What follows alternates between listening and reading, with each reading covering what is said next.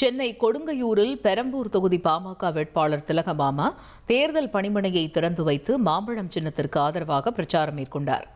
பின்னர் செய்தியாளர்களிடம் பேசிய அவர், மக்கள் மாற்றத்தை விரும்புகின்றனர் என்றும் கூட்டணி கட்சிகளின் ஒத்துழைப்புடன் மக்களிடையே மிகப்பெரிய அளவிலான ஆதரவு கிடைத்து வருவதாகவும் தெரிவித்தார். மேலும் கொடுங்கையூர் பகுதியில் நிலவி வரும் முக்கிய பிரச்சினைகளான குப்பைமேடு, சீரற்ற கழிவுநீர் கால்வாய், வேலைவாய்ப்பின்மை உள்ளிட்ட பிரச்சினைகளுக்கு தான் வெற்றி பெற்றவுடன் நிச்சயம் தீர்வு காண்பேன் என்று உறுதியளித்தார்.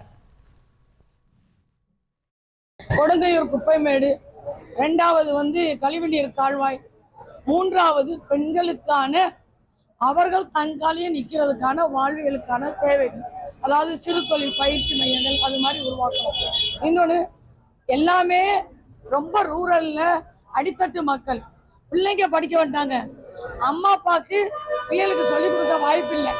அதற்கான பயிற்சி மையங்கள் அதிகமாக உருவாக்கணும்னு நினைக்கிறேன்.